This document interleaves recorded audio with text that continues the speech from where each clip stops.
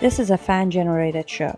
If you would like to support us, please go to jamieglazoff.com, and also don't forget to subscribe to our YouTube channel.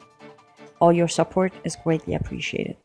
This is the Deborah Weiss moment, brought to you by the Glazoff Gang. My name is Deborah Weiss. I'm an attorney, a 9/11 survivor, and many chocolate chip cookies ago, I attended American Ballet Theater School, a professional ballet school. Recently, I wrote an article titled Ballet Jihad, published in Front Page Magazine. It's about a 14-year-old girl in Sydney, Australia, named Stephanie Cutler, whose family converted to Islam. Stephanie took ballet classes her whole entire life and aspired to become a professional ballet dancer. Though there's little evidence to suggest that she was of professional caliber, she blamed her lack of professional training on her hijab, claiming that no professional school would allow her to wear it due to, quote, Islamophobia and ignorance. Stephanie announced that her goal was to become the first professional hijabbed ballet dancer in the world, and then start a school which would cater to religious and ethnic minorities. She believes that she can bring the world together in harmony and acceptance by allowing hijabs into the dance studio. She admits that ballet might require additional, quote, adjustments, costumes, and choreography to accommodate Islamic beliefs. The problem is that the adjustments Stephanie demands constitute much more than a simple religious accommodation for her employees. They're ultimately designed to change, even obliterate, the age-old art of ballet as we know it. Ballet dancers work on stage. The entire cast, according to ballet, has to wear the same costumes and do the same steps. It's not an individual art where people can just go on stage and do their own thing. It has centuries-old choreography by well-known choreographers. Should we change the steps to Swan Lake because they're not Islamic enough? Or would it mean that one swan will do different steps, or all the swans have to have different steps, which is basically changing this Swan Lake choreography? Either way, it's a problem. At what point is choreography change no longer the original ballet? Should we decimate the works of choreographers by Petipa, George Balanchine, Agnes DeMille, and Jerome Robbins in order to accommodate Islamic preferences? Stephanie says that girls shouldn't have to choose between their religious beliefs and achieving their goals to become professional ballerinas. Yet clearly, the world of ballet and Islam are in total conflict. So if girls want to be professional ballet dancers, they do indeed have to choose. It's either Sharia or ballet. Pretty much everything about ballet is forbidden in Islam.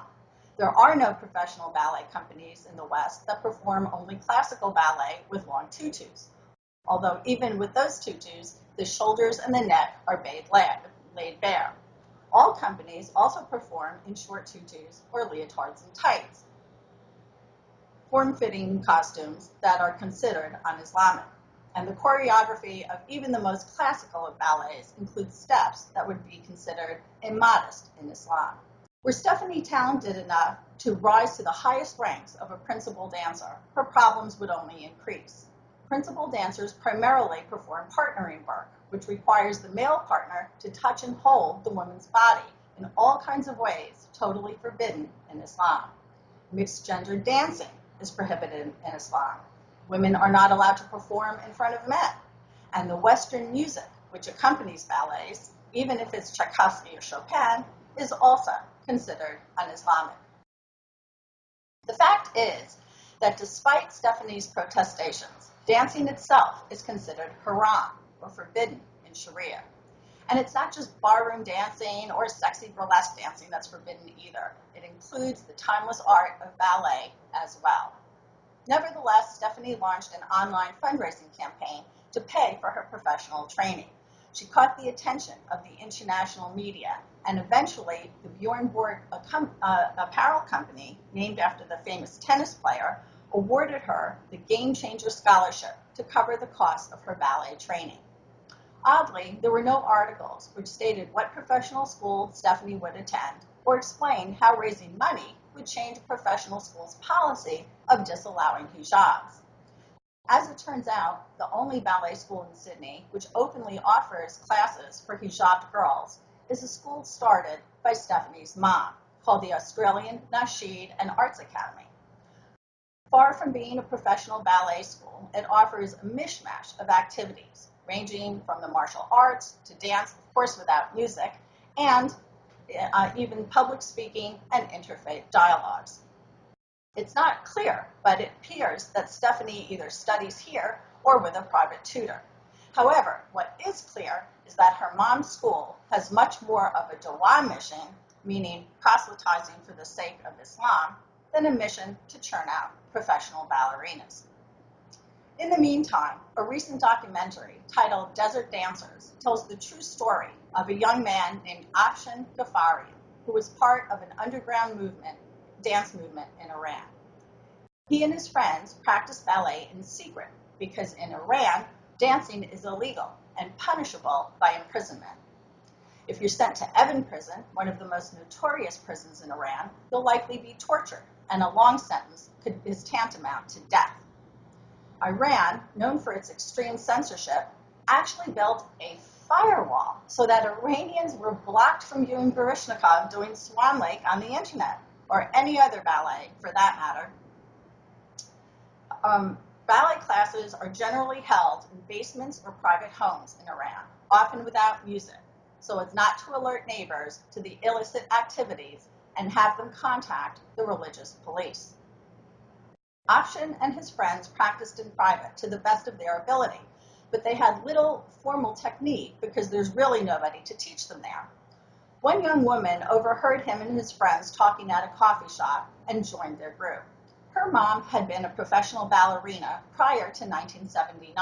1979, the Ayatollah Khomeini came in, ushering the Islamic Revolution and strict Sharia law. After that, dancing and singing was outlawed, as was all Western music. Many dancers fled the country. Those who stayed had to find another means of support, despite the fact that they had dedicated their lives to their art. In 2009, during the Green Revolution, hope was in the air. Young people fled to the streets, hoping for regime change and protesting for freedom. Afshan decided that his group should perform.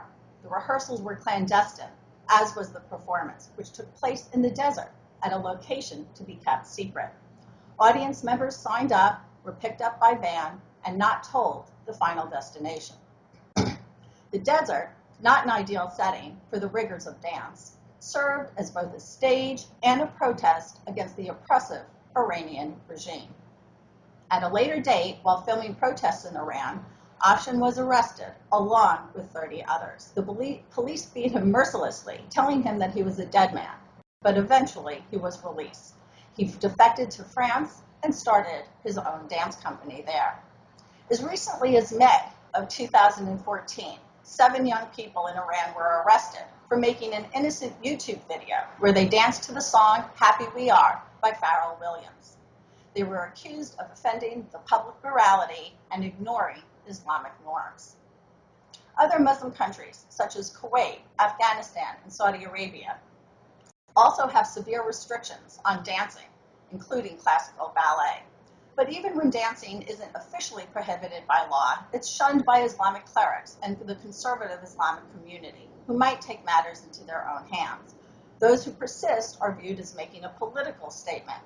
Female dancers are called whores and sometimes face death threats.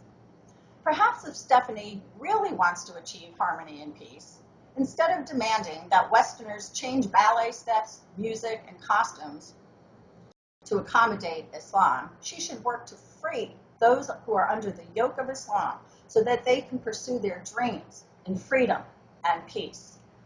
For those of you who don't know a lot about Islam or Sharia, it's really much more than a religion as we know it in the West. It's largely a totalitarian political ideology to which both Muslims and non-Muslims have to submit. It constitutes a whole way of life, including a legal, educational, and financial component, which is to be applied by the government through force of law. Sharia has an inegalitarian legal system, which favors men over women and Muslims over non-Muslims. It has cruel and unusual criminal penalties, including floggings, amputations, and beheadings. It is no respecter of human rights, and it eschews both freedom of religion and freedom of expression. I'm asking you, would you risk your life in order to dance the way Akshan Ghaffarian did in Iran? What does it mean to you to be able to achieve your dreams and pursue your goals and express yourself freely? For those who hear the call, dancing is not just a hobby or something you do after school. In fact, it's not something you do at all. It's something that you are. The next time you take a ballet class or a music lesson or attend a performance, remember not just to appreciate the art, but to give thanks that we live in a country that allows us to the freedom to express ourselves every day of our lives. Artistic expression is free expression, and free expression is a human right, because to a true dancer, dancing is freedom. If you appreciated this video and would like to see others like it, please make sure you subscribe to the Glazov Gang YouTube channel and support the Glazov Gang at jamieglazoff.com. Thank you for listening.